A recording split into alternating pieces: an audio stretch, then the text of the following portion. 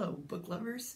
I'm Peg, the book prize addict, and there has just been announced one of my very favorite book prize lists, the Man Booker Independent. I'll get to that in a minute, but first of all, I want to say thanks so much for all the kind comments and words I got from my last video when I showed my plans for the rainbow wedding blanket I'm planning to knit for an unnamed person and his husband to be Kenji.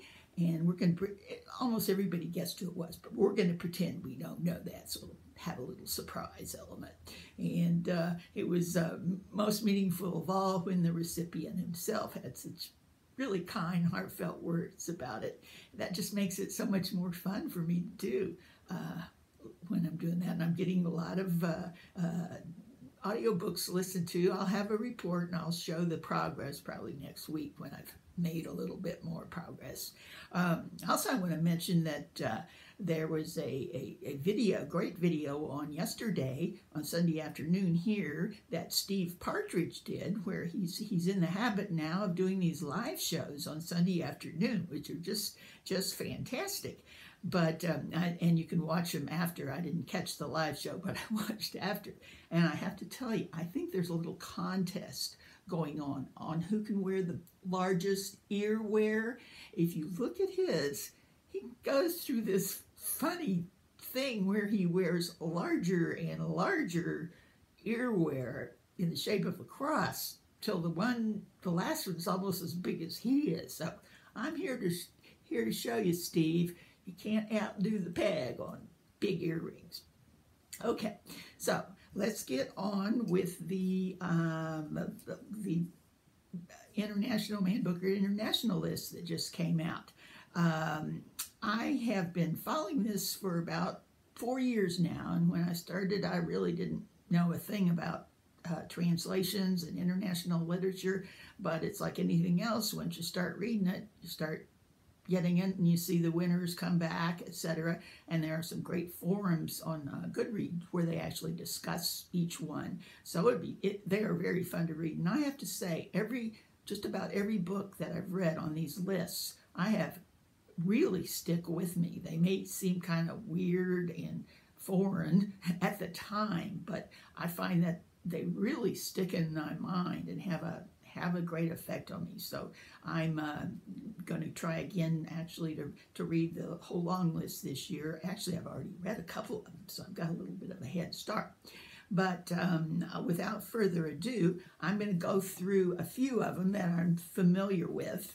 The first one of these has been mentioned.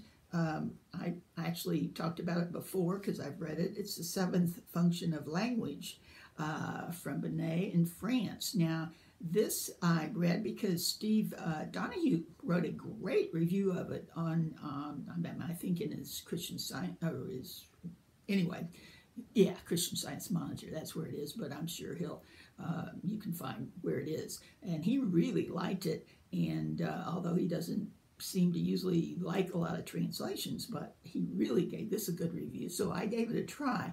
Now, I have to warn you, it's one of those books where you have to kind of just go with the flow and enjoy it, even though you don't understand everything in it, because it's actually a kind of a postmodern novel dealing with living and dead characters who were actual French literary critics. And it actually segues into kind of a murder mystery with these characters. And it's funny in parts, and again, you probably, unless you're a French literary critic yourself or have a doctor's degree in it, you may not follow all the theory, etc. But it's still a fun book to read, and I have great memories of it and looking forward to reading it again. Okay, next we have The Imposter. This is from Spain, and it's actually based on a true story, I believe, of an old man from Barcelona who claims to be a concentration camp survivor and rises to become president of the Holocaust survivor movement and gives lectures and speeches about his experience, etc. And you got it. He turns out he's unmasked and as an imposter, and this, I guess, is the story of that. Anyway, okay. And it says right on it, it won the 2016 European Book Prize. Oh, now I'm going. Oh, this next one. It's got to take a prize for best cover. Yeah, that's great. Okay, this is Vernon Subutex, and it's also from France. And it deals with the story of a former proprietor of a famous music store in Paris that comes on into bad times, as many record and music stores now have.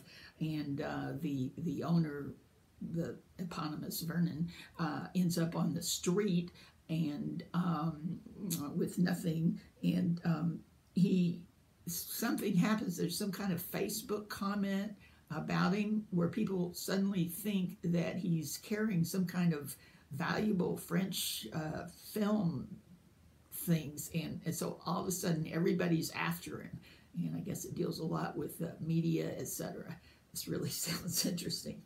Okay, next we have Go Went Gone by Jenny Arpenbeck. She's from Germany, and she is pretty well known now. She won the 2015 Man Booker International for her book The End of Days. So she's well known. This one deals with a retired university professor who doesn't have much to do in his life, so he gets involved with this immigrant group that are living in this tent city there in Paris, and gets into their life. And evidently this book has much to say on the current debate of race, privilege, and nationality. Okay, next we have The White Book. This is from South Korea, and this author, Kong, won the Man Booker Award in the Man Booker International in 2016 for his book, I'm pretty sure it's a woman, The Vegetarian, which I think many of you have read. There's been a lot of talk about it on different places. Okay, so this one is a meditation on color, beginning with a list of white things, and it's also a meditation on the death of a baby sister. Okay, and the last one I'm going to show you, I actually have a copy of and have read, but I'm going to read it again, called Die My Love. This comes from Argentina, and this is the reason I have a copy is it's on the Republic of Consciousness list for small presses. That is currently, it's on their short list, in fact, and it will be announced pretty soon here.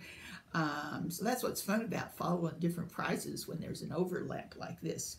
Anyway, this one has to do with a woman in the out in the French countryside somewhere in some unknown place that is battling her demons. And she really is. It has a lot to do with that, a lot of interior type monologue and everything, but very, very effective. Now, that's only half of the ones that are on there, but I'm going to link you to the website. If you're interested, you could look at the others, and I'll be back when I've read some of them and tell you more about them. So I hope you take a look at it. I hope some of you are going to be reading it with me. Okay, bye.